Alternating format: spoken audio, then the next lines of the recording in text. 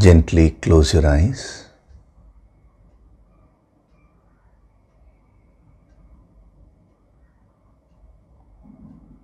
Do deep breathing.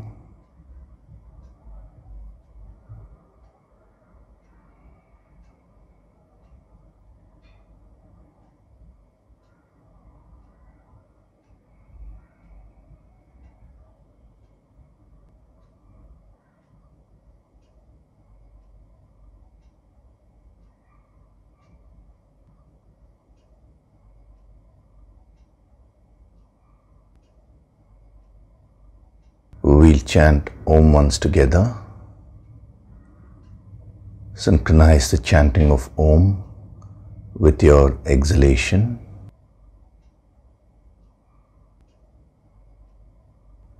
Breathe in.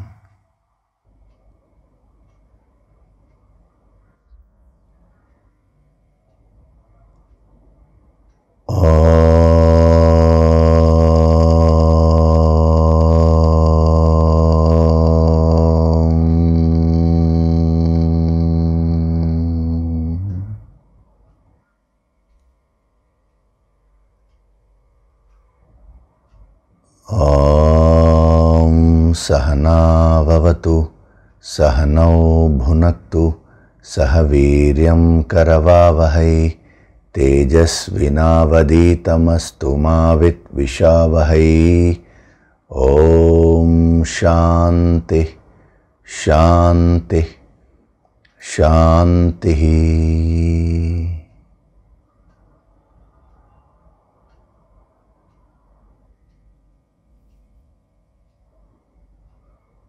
Gently open your eyes.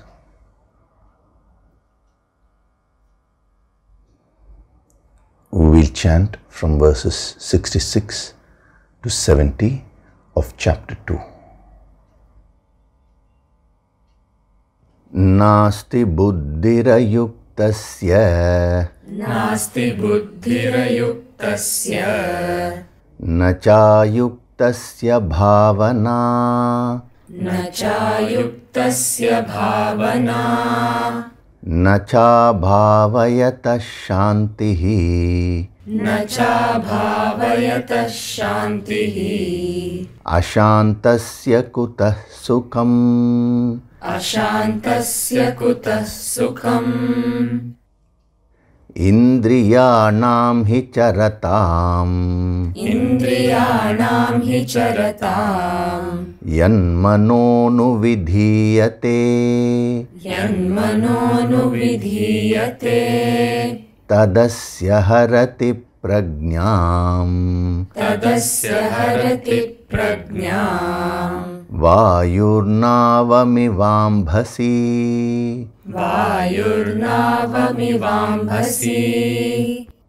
tasmadhyasya mahabaho, Tasmadhyasya mahabaho, nigrihitani sarvashah, Nigrihitani sarvashah, indriyanindriyarthebhyah, Indriyanindriyarthebhyah, tasya prajña pratisthita, Tasya prajña pratisthita, ya nisha sarvabhutanam, Ya nisha sarvabhutanam, tasyam jagati sanyami, Tasyam jagarti sanyami, yasyam jagrati bhutani, Yasyam jagrati bhutani, sa nisha pashyato muneः, Sa nisha pashyato muneः, apuryamānamachala pratishtham, Apuryamānamachala pratishtham, samudramāpah pravishanti yadvat, Samudramāpah pravishanti yadvat, tadvat kamayam pravishanti sarve. Tadvat kamayam pravishanti sarve. Sashanti mapnoti na kamakami. Sashanti mapnoti na kamakami.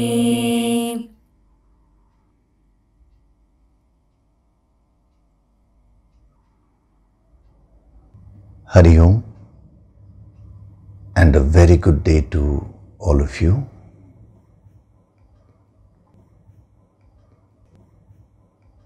So we have been seeing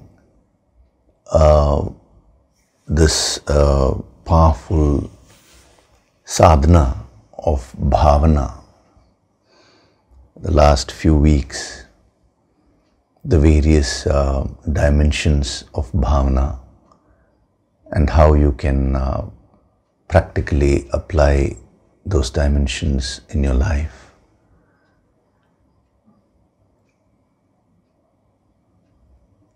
Now, when we talk of bhavana, you need to understand one thing. Actually, bhavana is the force which can bridge the gap between you and God.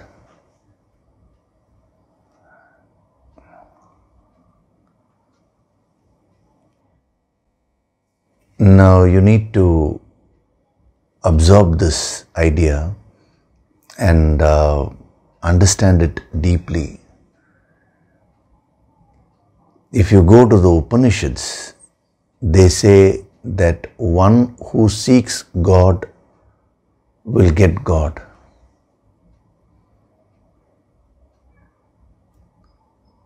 All the great masters, the great yogis, the great siddhas, they all said you should seek. Only if you seek, you will get it. In the Srimad Bhagavatam, it is said that if you have the desire for self-realization or God realization, that is enough. You will get the experience of God realization. And then it is also mentioned, but in order to get that desire for God realization, you will have to do a lot of tapas. You will have to acquire so much of punya. You will have to do so much of good karma for many births. That statement is also there. Now, if you see both these statements, on one hand they're saying if you have the desire for God realization, you will get it.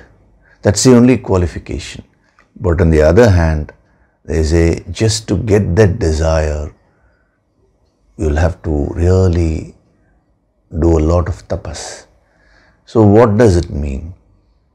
When they say the desire for self-realization, they are not talking of a superficial desire. It is the principle of bhavana which is involved, where it is, your actions, your speech, your emotions, your thoughts, the innermost layer of your mind, every fiber, every cell of your body, every aspect of your personality is seeking God.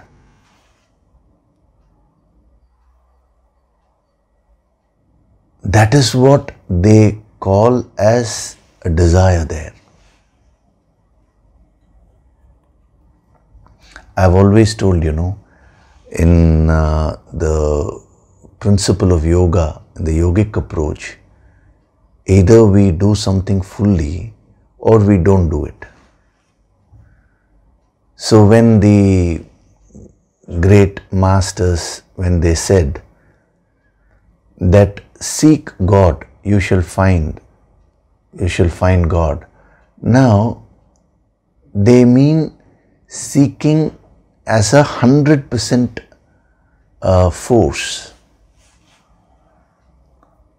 See, these great Upanishadic masters,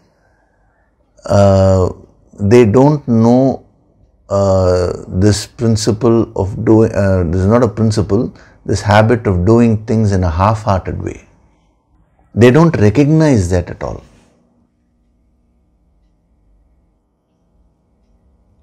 When you do something in a half-hearted way, it is considered as good as not doing it in the yogic parlance. So you don't need to go in search of God anywhere. God is present everywhere, outside and inside you.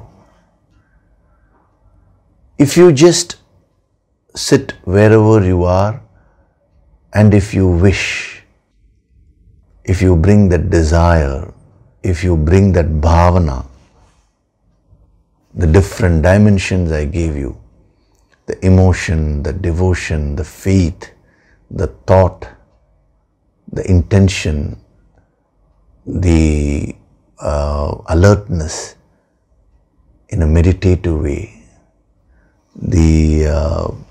with the full zest, in order to add value to that action of seeking which you're doing. So when you seek something in that way, then you will get it. So throughout the Upanishads, they use such words like in the Isavasya Upanishad, it says, you meditate. If you cannot meditate in the sense you just single-pointedly meditate on the infinite. If you are unable to do that, do karma, he says, action. Now he just uses one word, karma. It looks very simple, but that one word karma is explained by Lord Krishna in the Bhagavad Gita in the next chapter, chapter 3, which is entitled Karma Yoga.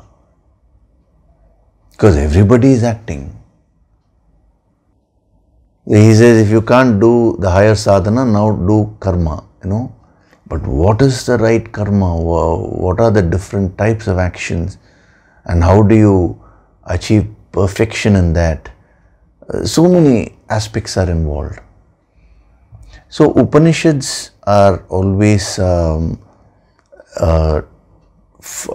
terse mantras, The philosophy is ingrained in a very subtle and terse way. They are not explanatory. So that is where people have misunderstood these things. When things are not explained, why they didn't explain? Because see, they were giving it to students who were dedicated, and the students used to take up those words and concepts and use this yogic approach to meditate on that and to penetrate and eke out the full meaning. But as time went by, the intellect's capacity to penetrate has also deteriorated today.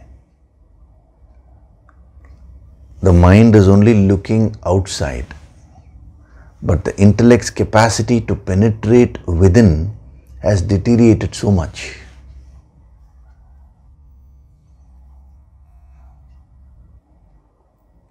The mind's capacity to concentrate has decreased. Even if you take a simple thing like a movie, if you go a few decades back, if you take those movies, you will find that one scene will go for even 5 minutes, because the mind had the capacity to concentrate. Now you will find that in 5 minutes they will show 50 scenes. They will go on changing because the mind is unable to concentrate. So when the deeper meaning is lost, then the chances of misunderstanding are there. And that is how this wisdom has been totally misunderstood. Oh, you desire, you will get it. So people have taken it as I don't need to do any sadhana or anything. I will just simply sit and desire. Even though the principle, if you understand it in the deepest sense, it is right. All you need to do is just drop all your conditioning, all your past stories, whatever impressions you have stored, all your karmas, and just sit in a completely neutral way and seek. That is true bhavana, 100%. Then you will get the experience of divinity. But in order to get to that level, you need to do a lot of tapas.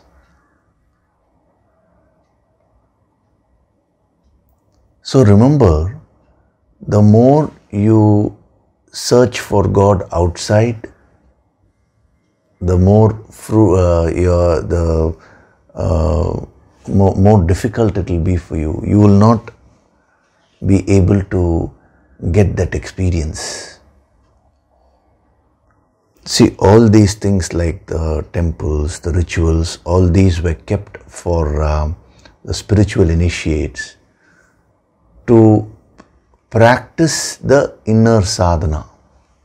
They kept a conducive environment so that you could go and practice, like how you have net practice for a cricketer just to sharpen their skills. But unfortunately, people have misunderstood today, and they think if they have to experience God, they have to go to a temple or some particular place, or they have to do a particular ritual. It is not like that. All those rituals, the places of worship, are various conducive activities to get you into that state of inward search. That is why when you go to the temple, in the traditional temples, you will find the idol of God is always kept in a dark room. That which is unknown to you, it's very symbolic. Today they have started putting lights on because they don't know what the real meaning behind that is. It's a sadhana, it's a reminder for your sadhana. As you enter the temple, you leave all your worldly preoccupations and enter into the temple. That is symbolic of dropping everything and starting your inward journey. And then I'm not getting into the full thing now, but when you go near the sanctum sanctorum, you are unable to enter it. So the priest lights the camphor, and in that camphor light, you are supposed to see the idol. And the most interesting part is, what they say is that when the camphor is lit, you have to see the idol for a few seconds and then immediately close your eyes. This is the method which our ancient rishis have suggested. Why? Because this is very, very significant, You see the idol of divinity there, the symbol of God, and then you internalize it. You absorb that energy.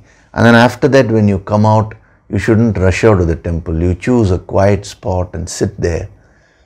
And with closed eyes, you digest that energy. You start the inward search.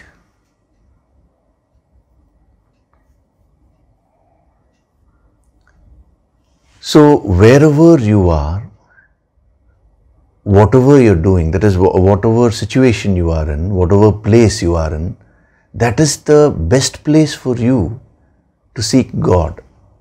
You don't need to go and seek God anywhere else, because God is infinite and that infinite is present everywhere.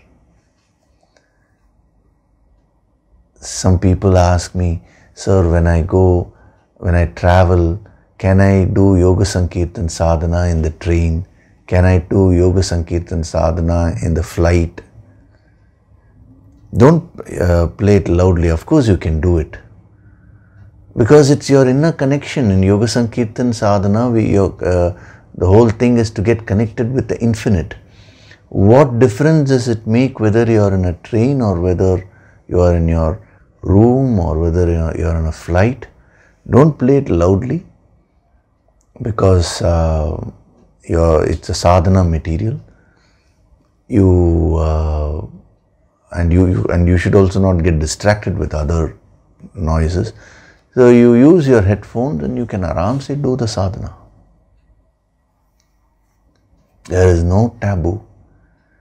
Some ladies ask me, sir, during our periods, time, can we do the Yoga Sankirtan? You mean to say, when a lady gets her menses, now suddenly divinity is gone?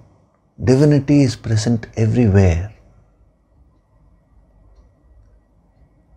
You should genuinely come out of all these limited concepts. So it is your bhav. You are rewarded according to your bhav. In the Puranic stories, you would have seen all the people who wanted to get the experience of God. They always choose a spot and then they start doing tapas.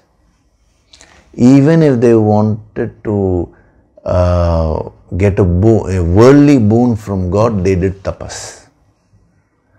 They didn't travel and go around in search of God externally.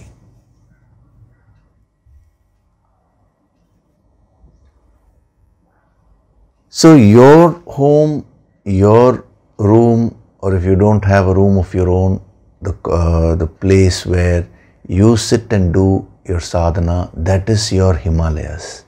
That is your place of sadhana. Sitting right there, if you are able to develop the seeking, you will experience everything.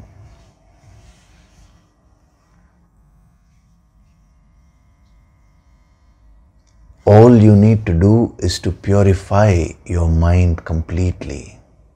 It's a bhavana which purifies your mind. Saint Kabir, he said, Kabira man nirmal bhayo jaise gangani. Means, he's telling to himself, Kabir, make your mind as pure as the Ganga waters.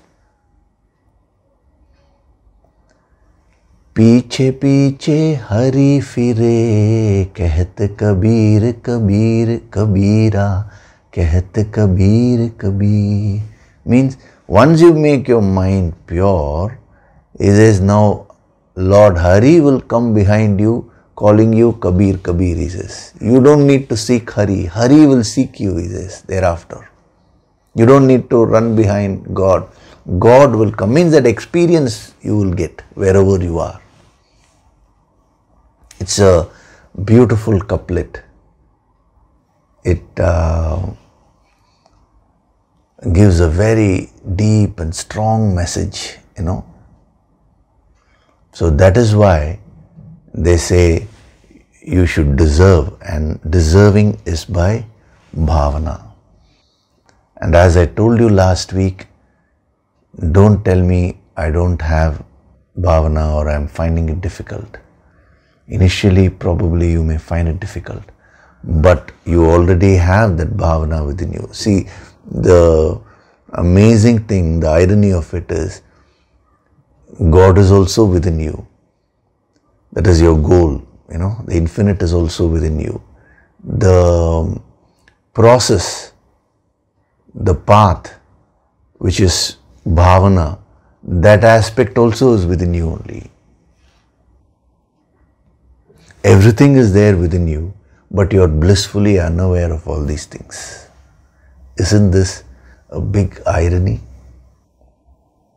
This is what they call as Maya,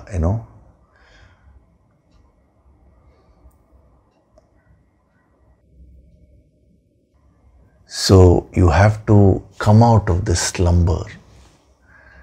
You've been sleeping for births after births. Spiritual sleep, When you go to a master, he gives you an opportunity to awaken yourself. Again, it is up to you to use it. And believe me, the fact that you are sitting right now and listening to this itself means the process of awakening has started. The bhavana has started getting activated. Now, if you put in a little more effort, you will reap tremendous benefits. Develop that faith in yourself. Develop that faith in life itself.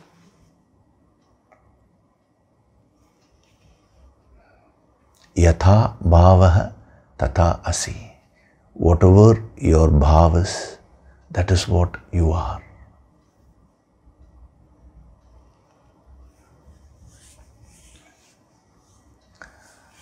Now, if you see this verse, it's a very interesting construction.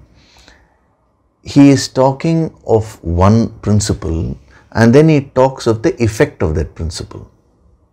And then that effect becomes a cause for the next effect. See, first he said yukta, united. That is a cause. And then he says intellect and bhavana, these are the effects. Now, if you develop bhavana, now what the bhavana itself becomes a cause for what? For the next effect, which is peace. And then peace itself becomes a cause for happiness. So the cause and effect is being the principle of cause and effect is being used here. Now this is a very important principle. A lot of deep messages are there. So as a sadhak in this yogic approach, you should eke out these messages. What is that? Life itself is a series of cause and effects only. Just as how this verse is, constructed using this principle of cause and effect, when you just follow the principle of this verse and absorb it, actually your ability to read life will become better. So in this case, bhavana gives you peace, he says, shanti. We'll be seeing that today. But before that, what you need to understand is yatha bhavaha tata asi, means as your bhav, so you are. And whatever you are, that is what your life is going to be. So today, everything which is happening to your life is the effect. And what is the cause? The cause is within you, the bhavana. If something is not to your liking, then what should you do as a sadhak? Instead of blaming someone outside or blaming something outside, immediately check your bhavana. All those aspects which were given, somewhere something must have gone wrong. If you set it right within, you will find that quickly the situation will also change externally. This is an amazing law, a spiritual law. You are the creator of your destiny. No God is sitting and writing your destiny. No planet is determining your destiny. Please, these are all erroneous concepts. Astrology itself has been misunderstood. What is a horoscope or horoscope which is written when you're born? That is just the effects, the study of one's karmas. That's all. The cause is your karma only, not the planet. So they found out that when the planets are in these positions, this will be a person's life, meaning that is an indication that that person has done a particular kind of karma for which he or she will be reaping the effects. So if you want to change the effects, you need to look into the cause. So if you go on grumbling about something which you are experiencing today, what is the cause which you are creating? The cause is that of grumbling and complaining. So what is going to be your future? We can easily predict. Carefully observe your life. See, these things, it's not enough if you just study these things externally. You need to look within and read all this inside. These are all tools which you can use to read yourself. The difference between yogic approach and intellectual approaches. In the intellectual approach, you study the verses. You study these concepts externally. In the yogic approach, you use these verses, these concepts to study yourself internally. Swadhyaya. Swa-adhyaya means study of oneself. So always look into the internal cause for everything. So when he says Shantihi, peace, now he is talking of internal peace and external peace. Peace within you and peace outside you. Now you may ask me, sir, how can how can it be something happening outside? How am I responsible for that? You are only ultimately responsible. If you change your internal forces, you will change your energy pattern within, and amazingly that energy pattern, that aura which you will get expanded, and that will change the circumstances around you also. When you achieve the Shantihi inside, things will quieten down outside also. Things will settle down so beautifully.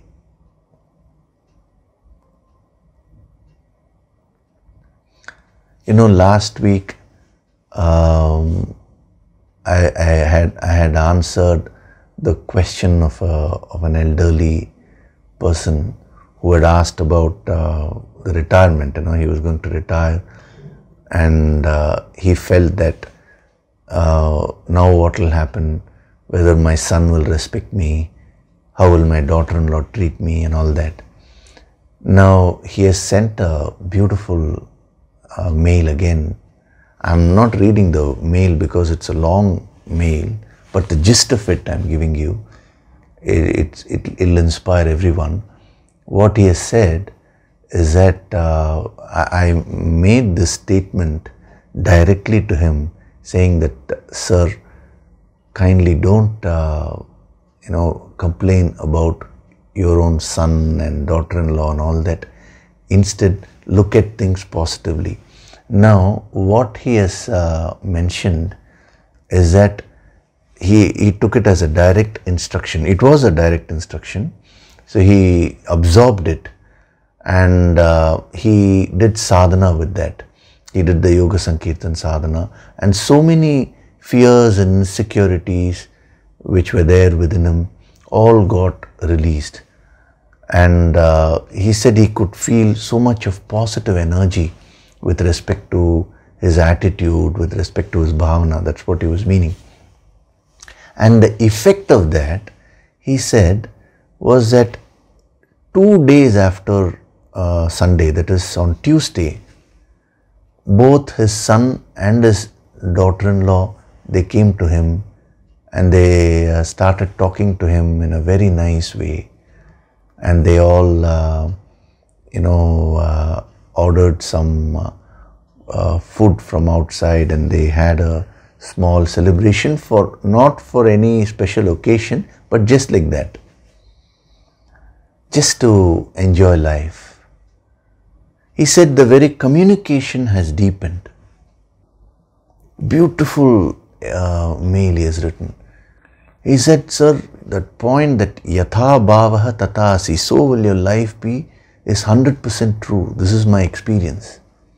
Now, why I am mentioning this to you is, here is a person who is nearing retirement. That's why I said age is only at the physical level. Mentally, you can always remain young. There is a concept, no, that as you grow old, you will find it difficult to change. Where there is a will, there is a way. That's a statement which some thinker said, no? Yatha bhavaha tata asi. So at any point of time, if you want, you can change your bhav. And when you change your bhav, you will get that shanti, that peace within yourself. And when you become peaceful within, you will find that others outside, whoever comes in contact with you, that person also will become peaceful. Circumstances will become so wonderful outside also. So you can change your life, you can change your destiny by changing the energy pattern within you. In the Yoga Sankirtan empowerment, which we are going to have this month, what are we going to do? Powerfully, the higher energy is going to be invoked, and when you sit and do the Yoga Sankirtan sadhana with the master and receive that empowerment, that higher Shakti, what will happen is that your energy pattern from within will change completely. It all depends on how much you are able to absorb, Everyone has the capacity to absorb something. So to the extent you attend that empowerment program with the true seeking, to that extent you will benefit. Once the energy pattern starts changing within you, you will find your own attitude, your behavior will change, and others' attitude towards you will also change. If there is some problem outside, some help will come, some solution you will get. You will get the zest to put in the efforts to achieve your goals. Everything will happen. The materialization process will happen faster. So, bhavana gives you shanti, internal peace and external peace. The effect is not merely within yourself. The effect will start happening externally also. In the invocatory prayer which we do before every discourse, Om Sahana Bhavatu, Sahanau Bhunaktu. Now in the end, the word Shantihi is repeated 3 times. Why? It is a very, very powerful auto-suggestion to your own mind.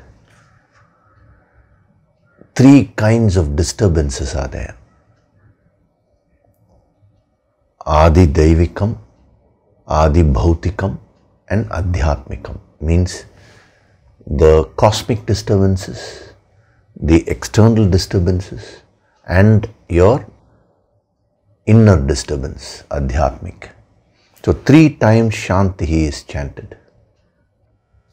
Just a powerful suggestion to your mind that I am going to do the sadhana now. I am going to get into the sacred sadhana, the yogic approach. So let not any force disturb me. Om Shanti. Let not the cosmic forces disturb my pursuit in any way. Number 2, let not any environmental disturbance any environmental force disturb me in my pursuit. And then 3rd Shanti, let not any internal force disturb me while doing sadhana. Whether it is some physical pain or whether it is some emotion, whatever it is, let me focus for the next 1.5 or little more than 1.5 hours in this yogic approach. So it's a powerful suggestion, auto-suggestion which is given before the start of the sadhana. Om Shanti, Shanti, Shanti. So to bring the mind to a state of calmness is very, very important. It is so conducive for this inner exploration. That is why that invocation is chanted. So when you chant it along with the master with full bhavana, you will reap that the benefits. Even before the actual verses start, your mind will become so much prepared, So bhavana gives you shanti. Now we will see a few dimensions of Shanti which will be very useful for your sadhana, because it's generally translated as peace. Actually, if you see, here he uses the word Shanti, in the previous verse he uses the word prasanna, the verse before that he used the word prasadam. And everywhere we are just saying peace, That part I will explain to you after, once we finish this verse, that is the main things through the yogic approach, once we go into the depth. After that we will see the 3 verses that why he is using different words for Shanti. That will give you an amazing insight, So first of all, Shanti, the first dimension of Shanti is pacification, allayment. When something is pacified, we say that is in a state of Shanti. Whenever something is in a state of agitation, it is in a state of Ashanti. Ashanti is exactly the opposite of Shanti. So what do we mean by pacification or allayment? Whenever the mind desires something, it is actually in a state of unhappiness. And here, when I use the word desire, I mean kama, not ichha shakti. Ichha shakti is willful desire from a state of fulfillment. But here, I'm talking of, normally speaking, when the mind develops a desire for something, for an object. Now it gets into a state of agitations. Now Shanti means you pacify those agitations of the mind.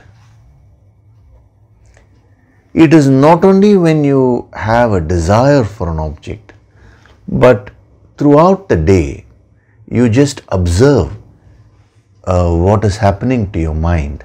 You go through various experiences. You have conversations with different people, then you switch on the TV and you watch various programs, you watch various news, so many things, you do. And then you act, you perform various actions. Now all these inputs, your actions, your speech, what others tell you, what you see on the TV, what you read on the newspaper, everything put together, they unsettle your mind. They get your mind out of the state of Shanti.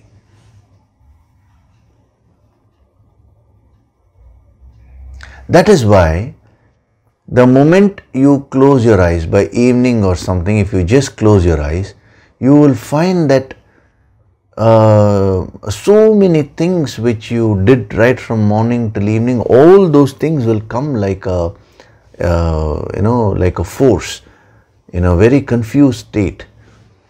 Actually, one person has asked this question, is that when I am doing the Yoga Sankirtan Sadhana, whatever I did the previous day, whatever I did the previous week, all those memories come and they start clouding the mind.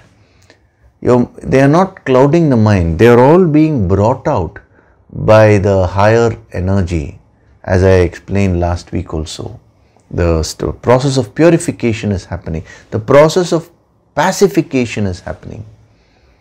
So you're getting your mind into a state of agitations on a daily basis. So every day when you do Yoga Sankirtan Sadhana, the first thing that happens is it releases all the stored impressions which you have, the stored memories which you have, the agitations associated with those memories, so that your mind calms down. That is the second dimension. Second dimension of Shanti is calmness, tranquility, peace. Peace is a general word which we have already used, where the mind is in a state of rest, quietude. So the first dimension is appeasement and the second dimension is calmness or tranquility. So both go hand in hand. When your mind is in an unsettled state, you cannot experience calmness or tranquility.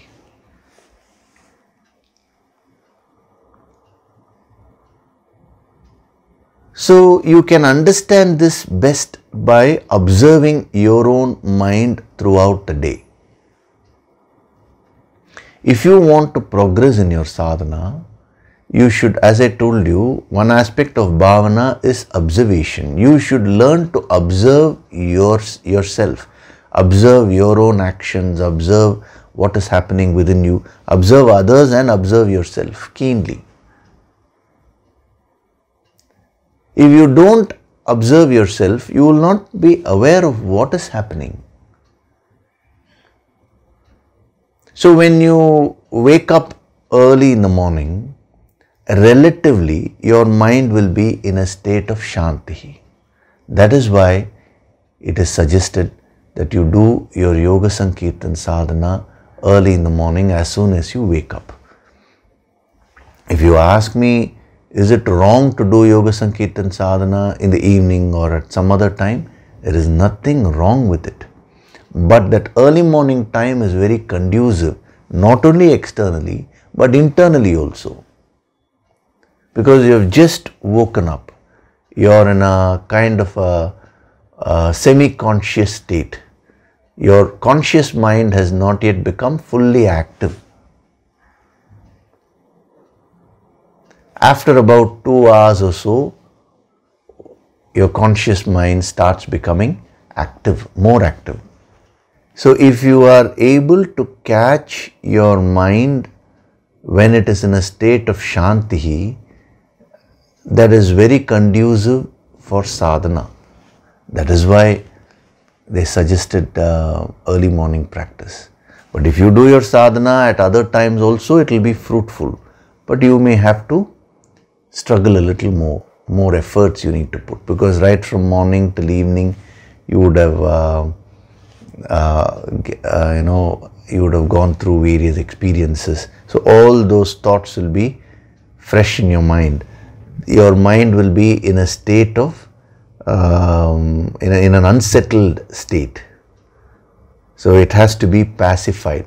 That is why we have the first portion of the Yoga Sankirtan audio after the speech. The speech is meant for you to practice the deep breathing, and then after that, in the very first portion, it is meant to pacify the mind. It's a very slow chanting is always done. That immediately pacifies your mind. And once the mind is pacified, it gets into a state of calmness or tranquility, which is the second dimension of Shanti.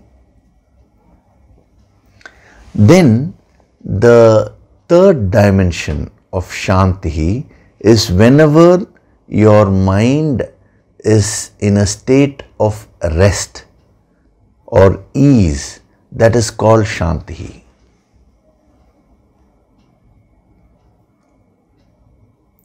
Now, you may ask me, sir, when so many challenges are there outside me, how can the mind be in a state of Shanti? See, when these dimensions are given, we immediately portray it outside, and we feel that, oh, I would love to be in this state, but because these problems are there outside, so that is why my mind is getting unsettled, my mind is not getting into a state of calmness, and it is not at ease or in a state of rest. But what these great yogis are saying is that Shanti basically comes from within, and you have the power not to allow any external force to disturb that peace within. Unfortunately, you have not done sadhana to awaken that power. When a child goes to school and then later on to the universities, what is being taught there? The child is being taught about various aspects of the world, but no child is taught how to keep your mind calm and in a state of rest amidst various challenges in life. The ancient wisdom alone teaches that. So if you gain this wisdom, your mind will come to a state of rest. So 3 steps. First, it is in an unsettled stage. So the mind should get settled, which will lead to a state of calmness, a basic sense of tranquility, quietude. And in that quiet state comes the third step, which is the mind is in a state of complete rest. Complete rest means whenever you want the mind to generate a thought, the mind will generate. Whenever you don't want, the mind will again withdraw and be in a state of rest. It's a very, very powerful state. And if you practice the sadhana of bhavana, you will go through these 3 stages of development. Your mind, which is agitated, will start settling down. It will become calm and quiet. And the amazing thing is, you will also get into the state of rest. Rest doesn't mean no thoughts. It means your capacity to generate thoughts at will and withdraw the thoughts whenever you want. See, how does a yogi operate? Normally, when a yogi is all by himself, the mind is in a state of complete rest, no thoughts, nothing. He is always united with the infinite.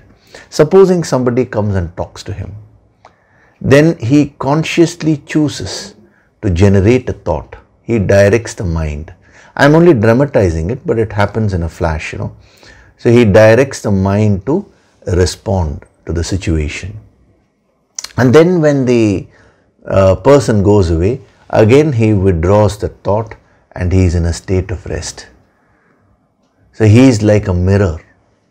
You go in front of a mirror, the mirror reflects your image. If you smile at a mirror, the mirror smiles. If you frown at the mirror also frowns back at you. And then when you go away, there is nothing. It is in a state of rest. The mirror is in a state of emptiness. It neither smiles nor frowns. It is only reflecting. Similarly, a yogi's mind is empty, is in a state of rest, shanti. But he responds to every situation. He's got tremendous presence of mind. According to the situation, he responds. Just like the mirror reflects. But when you are frowning, is a mirror affected? Supposing you get very angry, you go and abuse the mirror and you show an angry expression. Is the mirror really affected? No. When you go back, it is untouched. So a yogi has this capacity to just close his eyes and get into that state of silence anywhere at any time. See, when you do tapas, you will also get that capacity. So whenever it is required, he uses the mind and operates in the world. When it is not required, he shuts it down. That is the third dimension, the state of rest. The problem today is that your own mind is not listening to you, is not under your control. Whenever it wants, it runs, and whenever you want some peace, it never comes back and rests. Even if you try to sleep, you go to sleep, you lie down, you're putting your body to rest, but your mind is fully active. And even if you go off to sleep, the mind is active in the dreams. So much of agitations are there. So the entire focus of the sadhana is to get into a state of shanti slowly. Again I am telling you, shanti does not mean a passive state of inactivity. When action is required, a yogi will act. If he is a family person, supposing he is married, he has a family, now he will not neglect the duties in the name of saying, I am in a state of shanti. No. That's why Lord Krishna demonstrates this practically. He played the role of a charioteer in the battle, and he did it in a very, very calm way. And that is what he is trying to communicate to Arjuna. He says, Arjuna, you are a great warrior, you are so skillful, but your mind is not in a state of rest.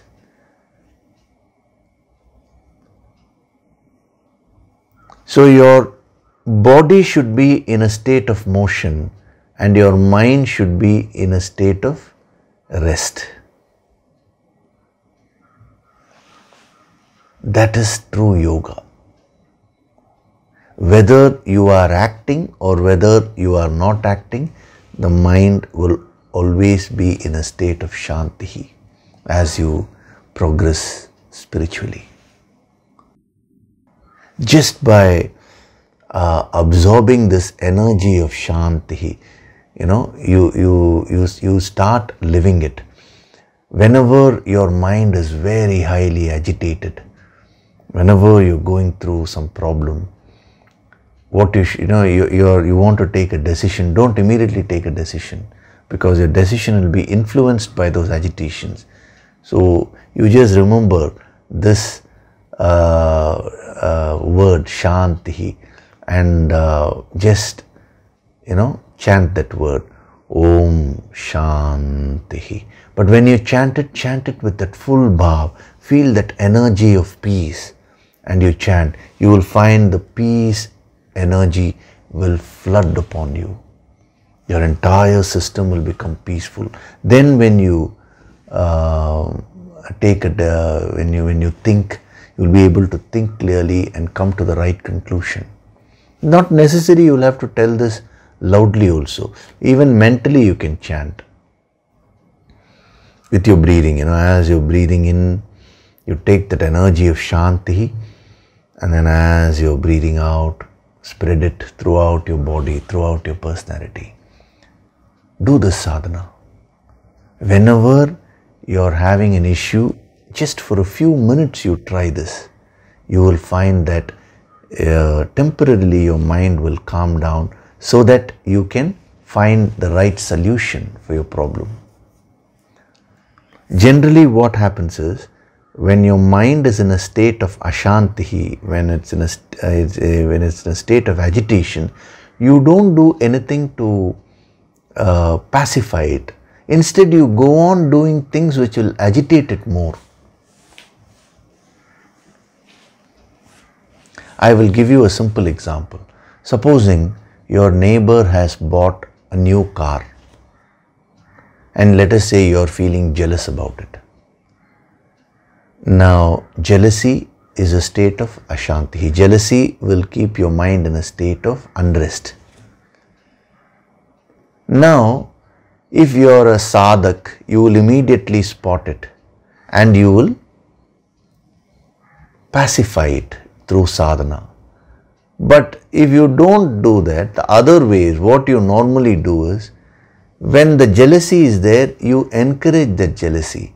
You go and gossip about that person, that is, talk something negative about that person to some other person. When you're doing that, what you're not realizing is you're increasing your jealousy further, which in turn is going to make your mind more unsettled. This is just a small example. Like this, you can build your own example. You can see what is happening in your life. Now during the corona period, one psychologist has observed, he says the problem is the fear of the COVID-19. That is a greater problem, he says. So when you have fear, that puts your mind in a state of unrest. Now, instead of doing sadhana and pacifying that, getting into a state of calmness, what you do is you go on doing things which will increase your fear. You will talk about the COVID-19, you will try to gather more news related to that factor which is causing fear, which is triggering that fear. So, as sadhaks, now start practicing this sadhana of Shanti. Don't do things which increase your agitations. Instead, reverse the process.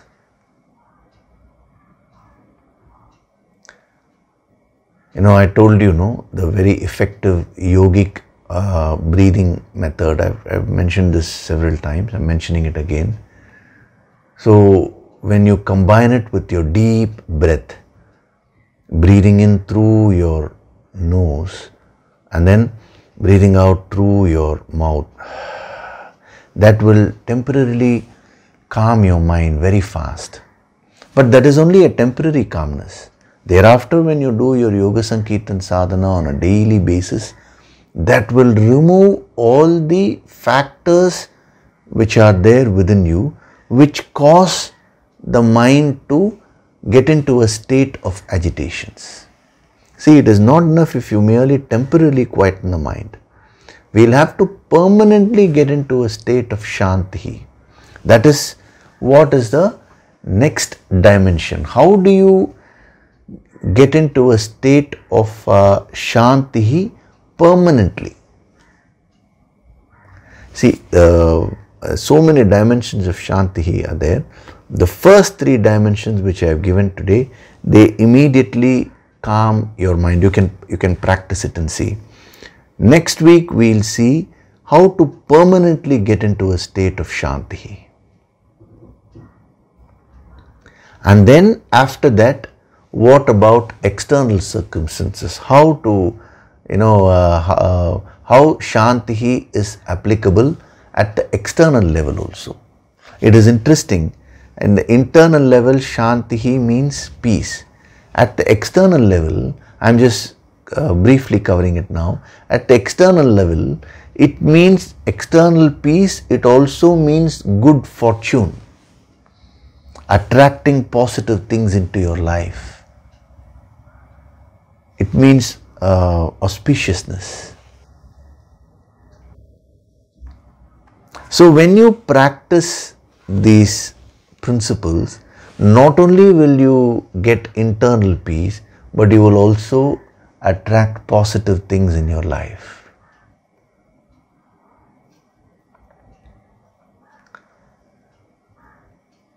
Okay, so today we'll stop with this.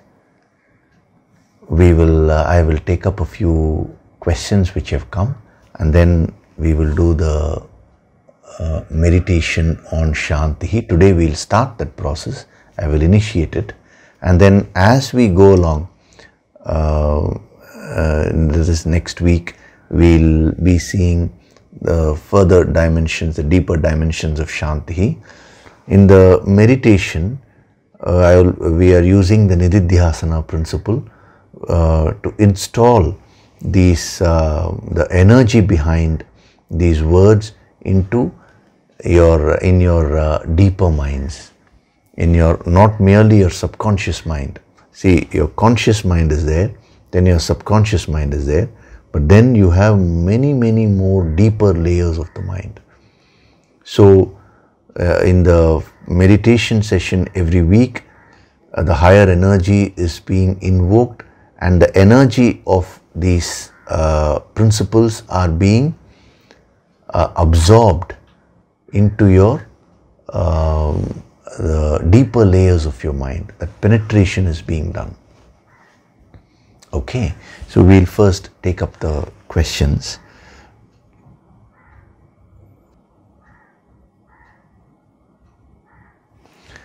The first question is by Lisha. This question has been asked in the YouTube comment section. Hari Om Yogishri, many of my questions were answered today. Thank you. Thank you and God for the same. So there is something I wanted to ask, but I've been putting off. I'm just pausing here. Last week I had mentioned never ever postpone good things. So don't put off something for no reason. If you have a solid reason, supposing you say, I have this question, but first I want to work on it before I ask, that is a different matter. So I mentioned it last week, and I can see that you have immediately absorbed and you have conquered that weakness. It is very good, So whenever I sit for meditation or yoga sankirtan, I find myself swaying lightly. I try my best to sit still, but I automatically keep swaying as if to some music or breeze. How do I correct this? Thank you once again. This is a very relevant question to all the sadhaks. I am taking it, especially I am taking it now because we are going to have the Yoga Sankirtan empowerment this month. So when you are doing your daily Yoga Sankirtan sadhana, You need to do it in the correct way so that you come more prepared to receive the higher energy. See, one of the key principles when you're doing Yoga Sankirtan Sadhana is you should not try to do anything. You should learn to go with the flow of the energy. So when the vibrations start, you're saying that you feel like swaying slightly like this, Now this is for others also. See, each one, for each one, the energy will manifest in a particular way. So she is feeling like, she feels like swaying as if some breeze is there. Some others may sway forward, backwards. Different ways the flow will be there according to your karmas. So what should you do? Not resist it. Go with the flow of the energy. If you feel like swaying naturally, you should just allow the body to sway. There, if you resist it, that's what you're saying, I'm trying my best to sit still. That will take you out of the state of meditation. See, meditation is completely an internal state, not external. So when you are doing the Yoga Sankirtan Sadhana, all the factors which are responsible for your mind not to be calm will all get released. So you should not resist that. You should just do the deep breathing and enjoy the whole process. So you're saying, I feel like swaying as if it is a breeze or as if it's a music. Why as if? It is actually Yoga Sankirtan audio only you're listening. It's music. We have used music as a tool, no? So naturally your body may sway like a bird, Sway like a tree or a bird. Not consciously, stiffly like a, not in a stiff manner. Don't resist it. Allow allow whatever is happening to happen. Go with the flow of the energy. So don't think that you have to sit like a rock, then only you're meditating. It's not necessary.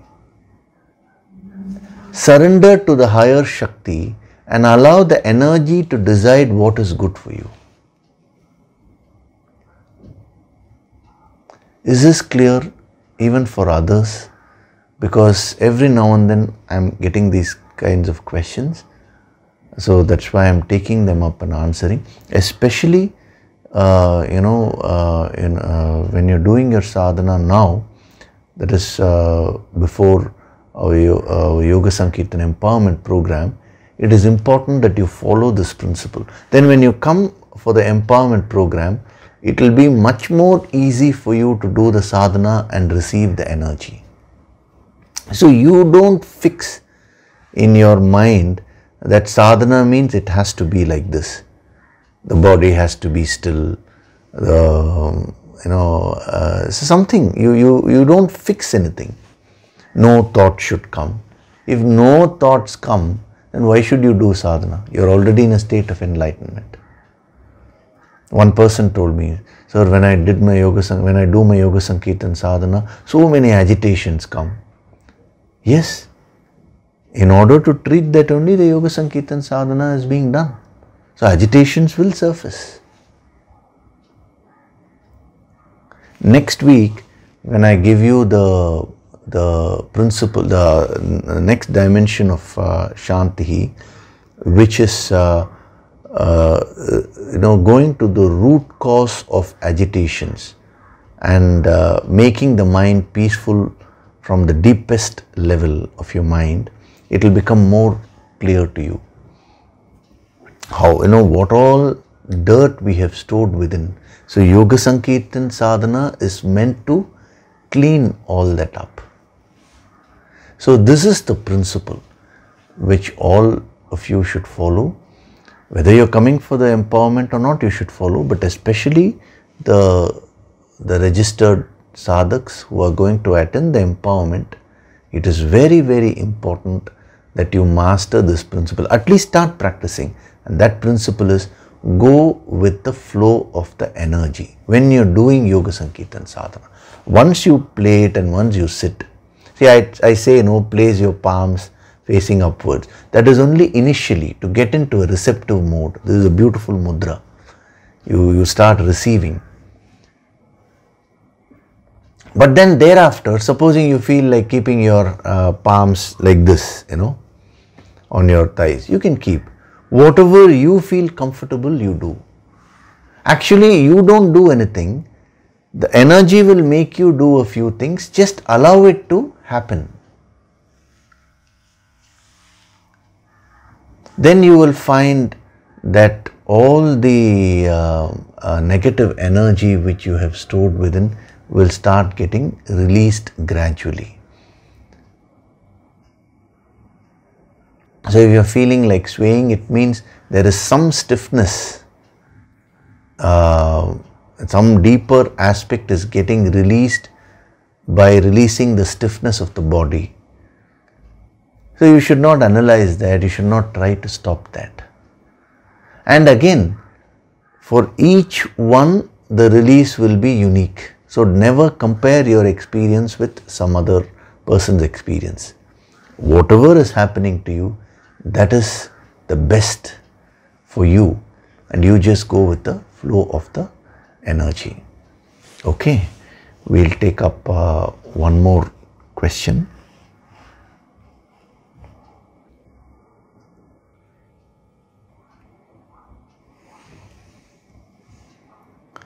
Hari Om Yogishri, how to overcome the tamasic nature? In certain areas, the tamasic nature is there in my conscious or even subconscious level. I am doing my regular sadhana and it is certainly helping me to overcome this. Still, there is quite a long way to go to become aware and totally come out of the tamasic nature. The mind sometimes tells to settle for easy things, so I can be in the comfort zone. This will not help me in the worldly growth as well as the spiritual growth. Kindly guide me. My humble pranams. It's a very nice question. More than the question, the bhavana with which the question has been asked is so nice, so humble. Whenever a person is humble, that is so attractive. You see, any person who has this humility will be liked by everyone, So you should become as humble as possible. So how to overcome the tamasic nature? See, the fact that you are aware itself means the process has started. No seed can become a tree overnight. So when the process has started, you're saying you're doing your sadhana. Supposing you tell me tamas is not allowing me to do your sadhana, then I can tell you, no, use your willpower, use your force and at least start doing your sadhana first. But you're saying you're doing your sadhana also regularly. Now what you're talking about is that subtler dirt which you're having in your deeper mind. Now you don't need to worry about that. See, your awareness has increased suddenly. Earlier you were not aware of these things. Now your awareness has increased to a good extent. So you're feeling that, am I doing the sadhana in the right way? Is it enough for me to overcome the tamas? Yes, it is enough. So how this will happen is, first the gross aspect of the tamas will get released as you do your sadhana. And then the subtler aspects of tamas will also get released. So one practical tip I'll give you, along with the Yoga Sankirtan sadhana, also do your physical exercises. If whatever kriyas I have taught you during the 5-day programs and all that, whatever you remember, you start doing. If you've not attended that, for others I'm saying, in case you have not attended that program, it does not matter.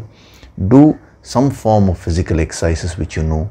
Nothing else, go for about half an hour to 45 minutes walk.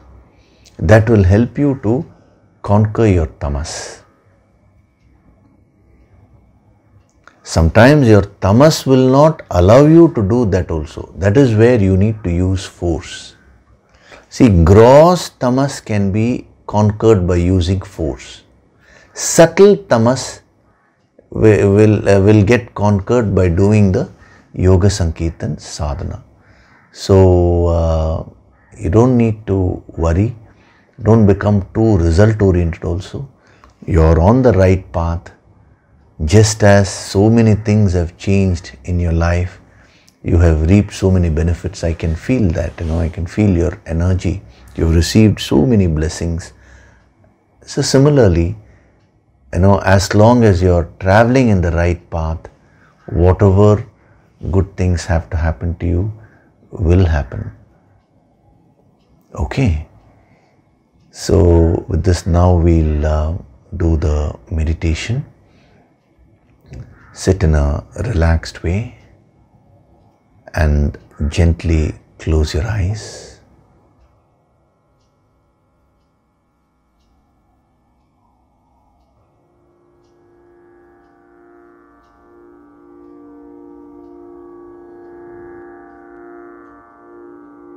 Breathe deeply.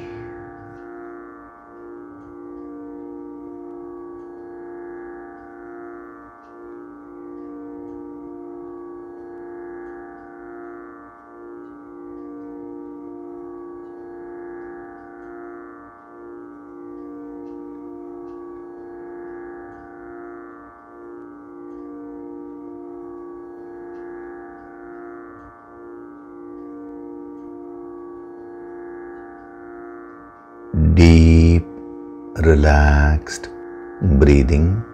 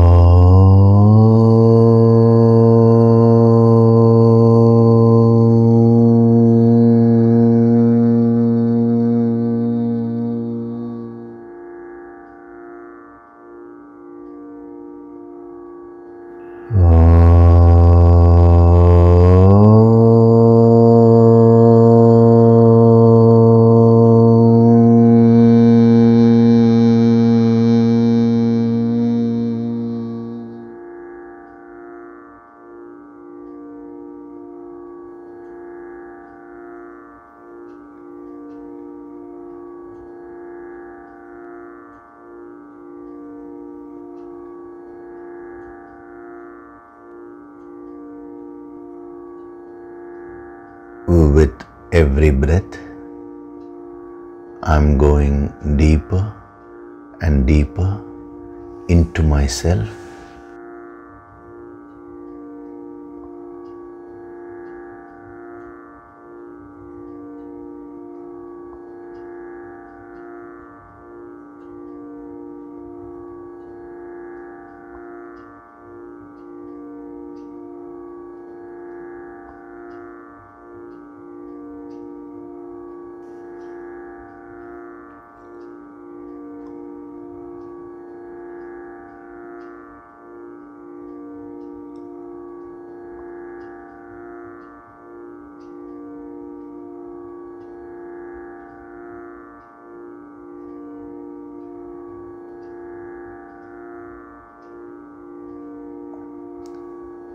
I withdraw my consciousness from outside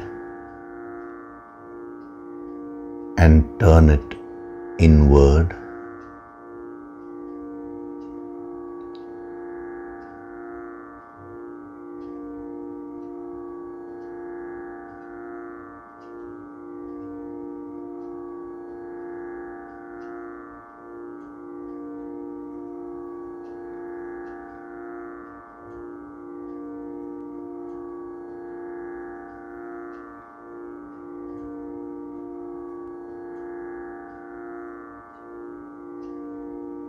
I observe my own mind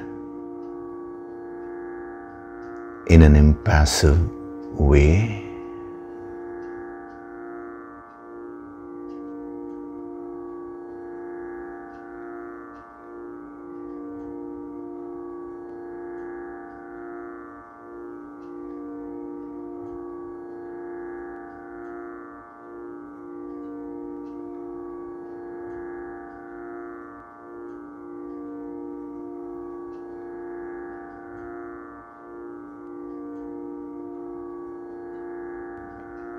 Do deep breathing.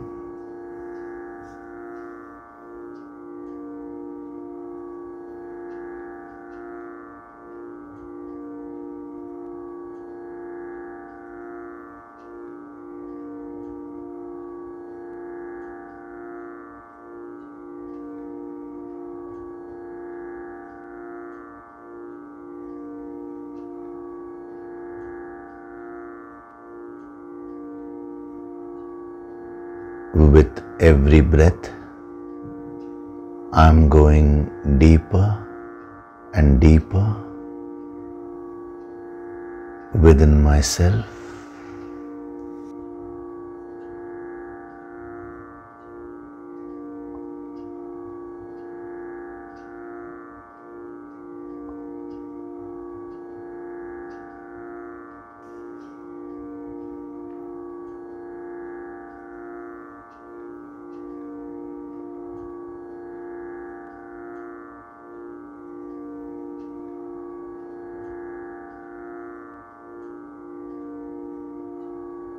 Deep, deep within me is Shanti, total peace.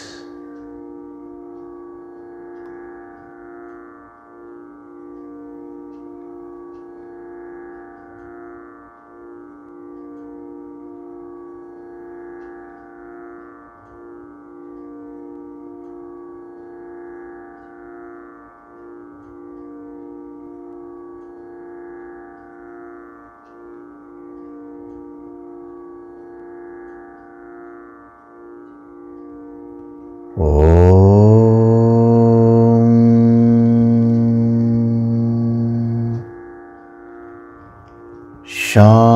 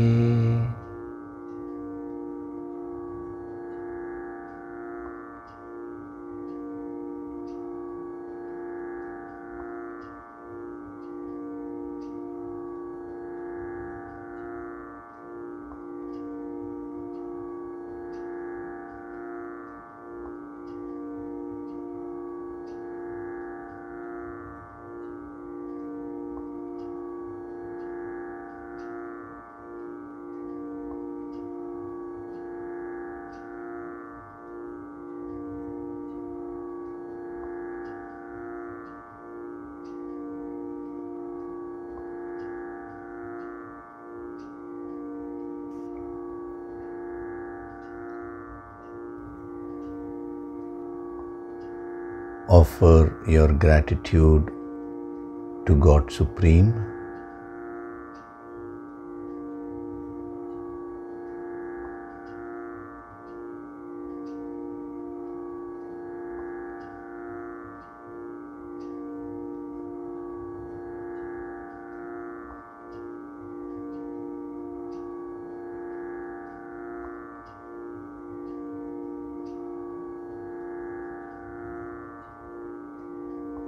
Offer your gratitude to your Guru and all the holy masters.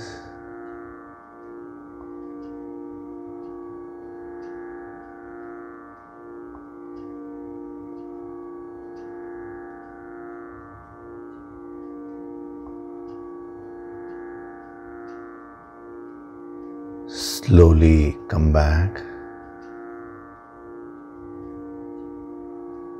Wriggle your fingers, your toes, rub your palms together to create a warmth.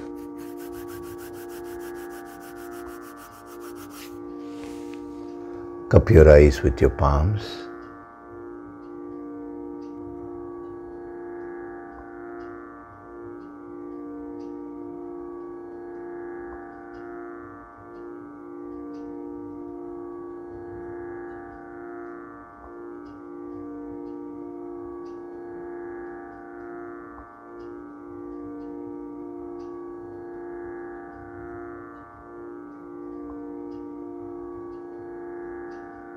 Gently rub your eyes, cheeks, forehead, top of the head, back of the head and neck. Slowly open your eyes.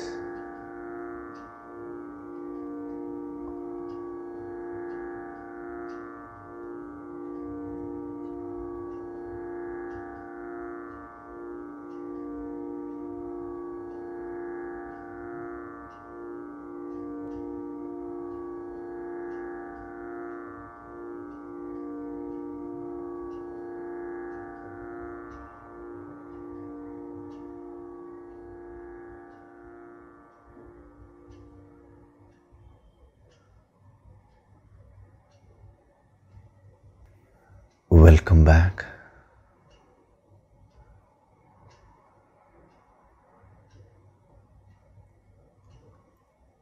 So right now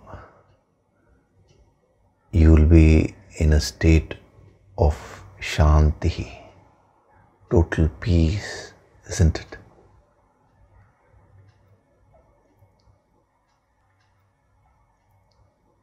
Imagine just a little bit of sadhana, if it can give you this experience. As you do more and more tapas, that infinite peace will engulf you.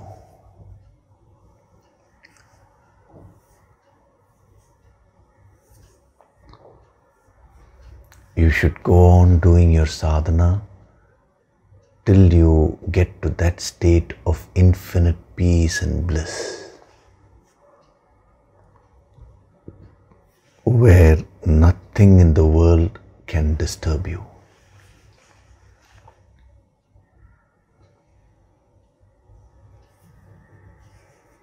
It is possible. The fact that you have chosen this path, you have gotten into the yogic approach, all these are proofs. What more proof do you require? Build that self-confidence.